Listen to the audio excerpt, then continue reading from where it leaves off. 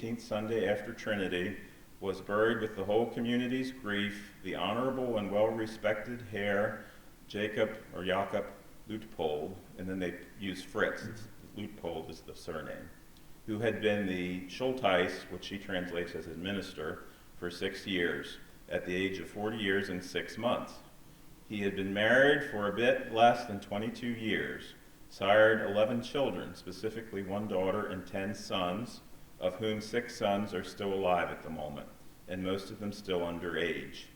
He had been a council member for 4 years and had been the mayor once, and for 6 years, administrator and assistant financial administrator. A man of great mind, pious, righteous, honest, placable against his enemies, charitable against the poor, and especially a big benefactor and friend of the church.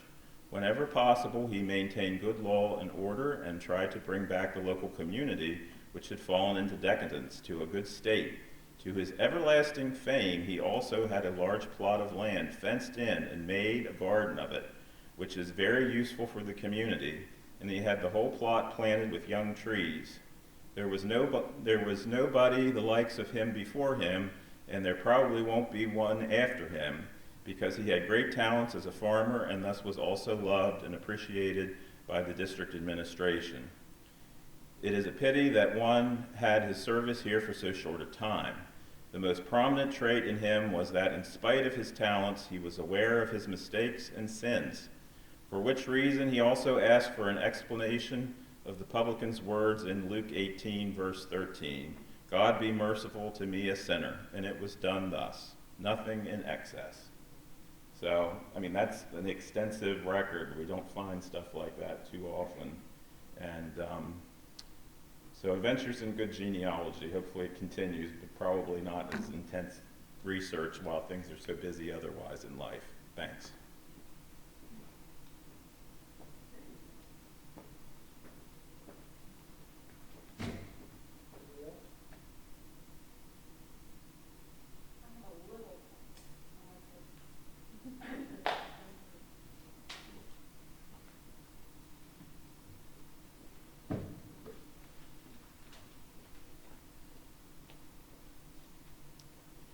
This will be pretty short, but because I'm in the middle of some things.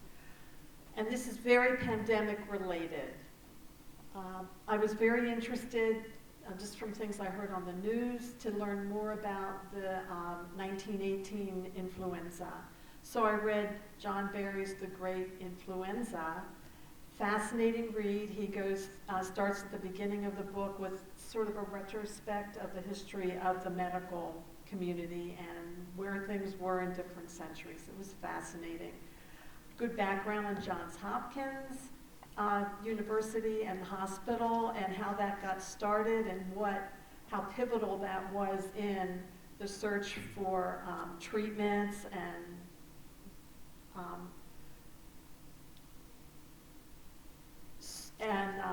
putting together a whole new way of addressing medicine and the idea of germs and research in the lab. Fascinating. One thing that came up later in the book, he talked about when Woodrow Wilson, and it's not 100%, and maybe that they believe that, but it was his theory that Woodrow Wilson had contracted influenza. And just that, the influence that had on his condition and his judgment, his rational thinking. It was a point near the end of World War I, and he was in the middle of negotiations with the powers that be, all the different countries. So John Barry talks about one of the side effects of the influenza, just as we have with the coronavirus today, that we know it has a certain impact on the body, but then there are all these ancillary side effects, and that one of them involved mental health issues. Around that time, I would be going through newspapers.com sort of on a rotation because the OCR has its flaws. So I would go through every few months on certain relatives, certain ancestors of mine, to see if anything new came up. Well, there were a couple things that came up that were very interesting. There were some gaps. And one of them was, that came up that was new information for me, was that my grandmother, as a 17-year-old girl, there was a notice that she had just returned from Shepherd Pratt Hospital in Towson, Maryland. I'd never heard of that before, but I found that that was a psychiatric hospital. And this was in the fall of 1920. There was also a piece that I found a couple months later about my great-grandfather, and that he had been admitted to the almshouse, that he'd gotten unmanageable at the hospital, and then he was transported to Harrisburg State Hospital. These two events happened within days of each other. Oh, back up. The notice on my grandmother was that she was returning from a stay of several months at Shepherd Pratt. And on the day she got back, it was announced that my great-grandfather had been committed to Harrisburg State Hospital. Well, that was a shock. But I decided to go ahead and research. I went to the state archives, filled out the paperwork that you need to send along with $15, and waited for a good number of weeks, but got a response about my great-grandfather. The information was very limited. It had his mission, when he was discharged, when he was paroled because he was sent there by court order. It had a diagnosis of manic depression. My grandmother, I'm still waiting to hear more information back from Shepherd Pratt. Initially, they said they had no information, but then that was a little before the pandemic hit. And then I was able to connect with a woman who was the archivist there, and she said, well, no one is allowed to go into their library. She said as soon as they did open up, she would look for the information on it. So this was just really fascinating to know that these things happen, and that I'm still trying to find out if I'll ever be able to get more of an explanation. So coupled with this, with what I read that John Barry had written about the possible mental health side effects, I started doing a little bit more research on 1920. And we think of the pandemic as 1918, but it actually went into 1920. There was an article that was at the beginning of the year, the spring, that noted that in Hopewell Township, Windsor Township, in that vicinity, there was, as they say, the townships were ravaged by influenza. I found some death certificates of locals there that died of influenza. So now I'm just waiting to see if there was a connection. Maybe it was just coincidental that they had these diagnoses, but we'll just see. Another thing that came out of this time off, I was very interested in following what was going on with the Department of Health's reports. So I started keeping track, starting the end of March, on what was going on in each county. There's 67 counties in Pennsylvania, of course. And if you had asked me on March the 17th where more than like 20 of them were, I could not have told you. But the Department of Health has this map that you can go on, and you just click on each county in the state, and you can get the daily tabulation of what their new cases are. So now I could practically tell you where every county is in the state, which comes in handy when you're doing genealogical work, because our ancestors move around. And so now I know exactly where it was that they lived. Now another side point of this was just the community effort that my little data keeping became. So I started with the counties in the state, and I have every day since March the 18th. And I would look, you can also go in to each individual county and see what the zip code area, the new cases in the zip codes were. And it was rather, I learned after, there was one particular surge in one part of Lancaster County where I live, and nobody seemed to have an explanation for it. I have some friends that are in, one's a journalist and one's a professor in sociology. So I started asking, you know what's going on here? And we discovered that there was something going on. It was at a particular nursing home that the mayor of that area knew nothing about. And then we also discovered that no one was keeping records. You would go on one day, but then that information was completely lost. So now I keep an online Google workbook that people can go in and see what's happening, and they can see it over like a 3-4 month period of time, and see what's happening. It gives you just a sense if you have people that are really worried about what's happening, you can reassure them, well, look, let's put this in context. And one of these friends then does a once a month report. He was doing daily, but that got to be a lot. But just to give people insight into what's really going on.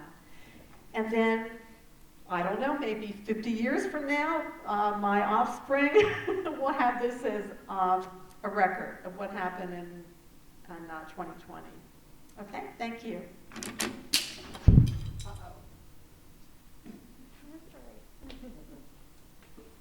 Anybody else?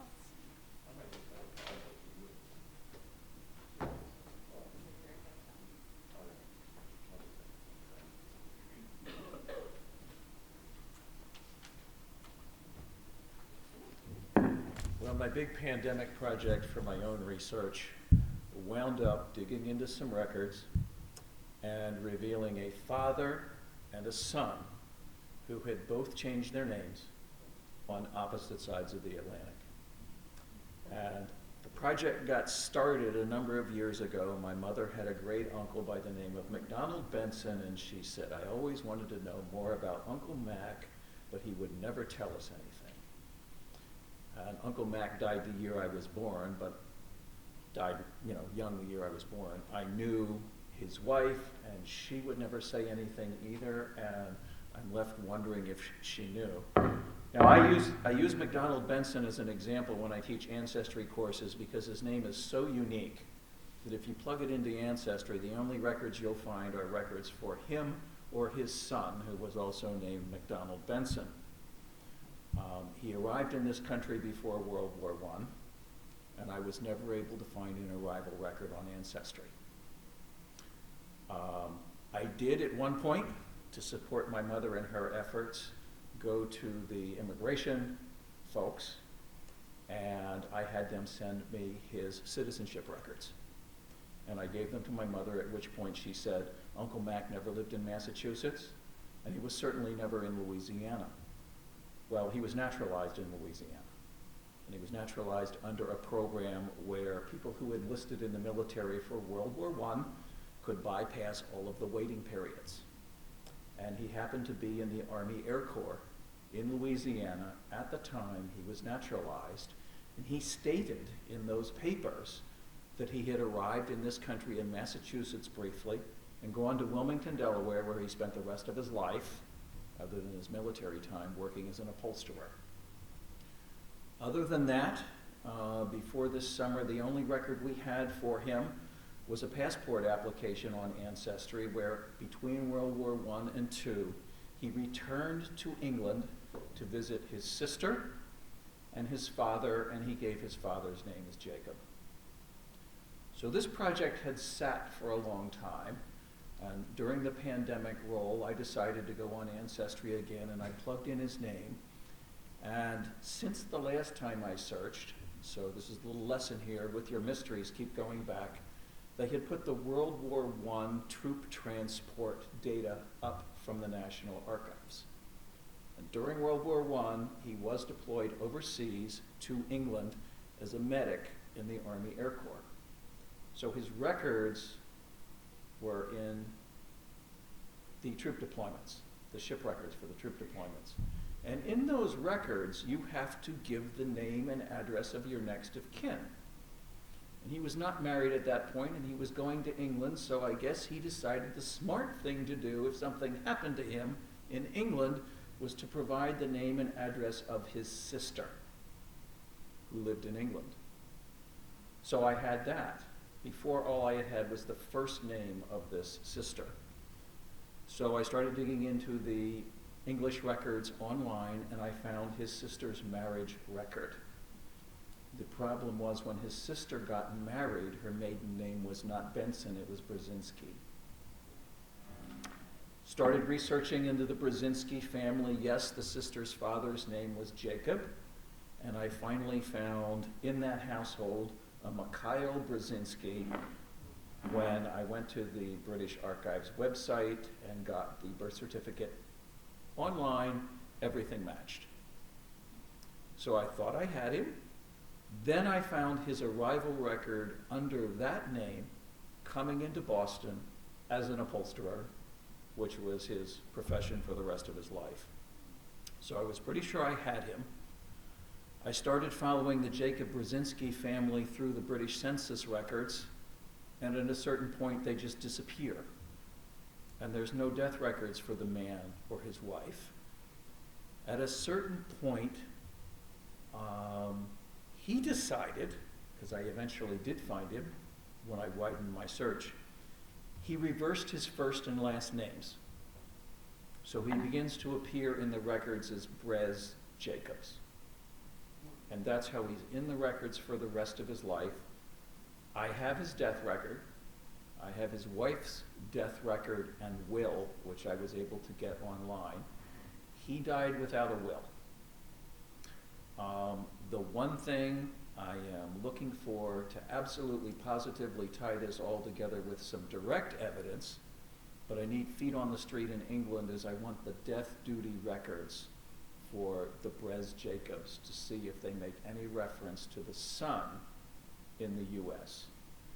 Part of the indirect evidence that I have, as I was doing this, I was able to make contact with some Brzezinski researchers in England who knew the story of the family coming there from Poland shortly before World War I. And what we do have is some photographic evidence from this side of the Atlantic and that side of the Atlantic of the same little boy being identified here as McDonald Benson and there as Mikhail Brzezinski. So that's what I was working on.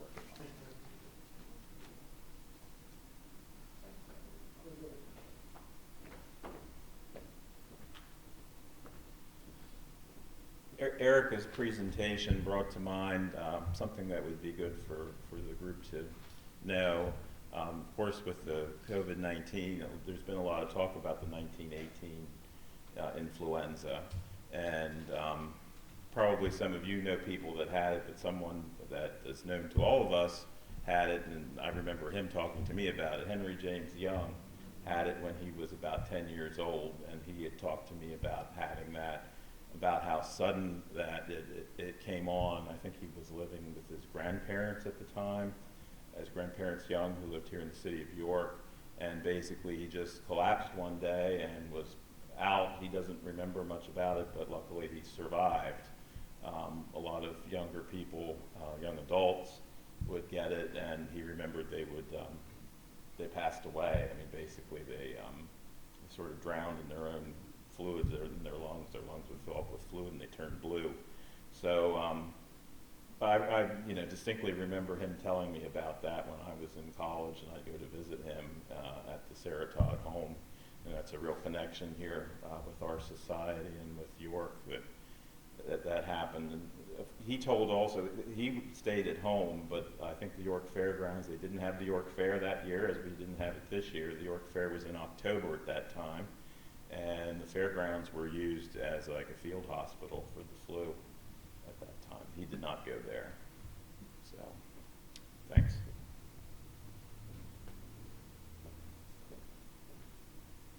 Anybody else?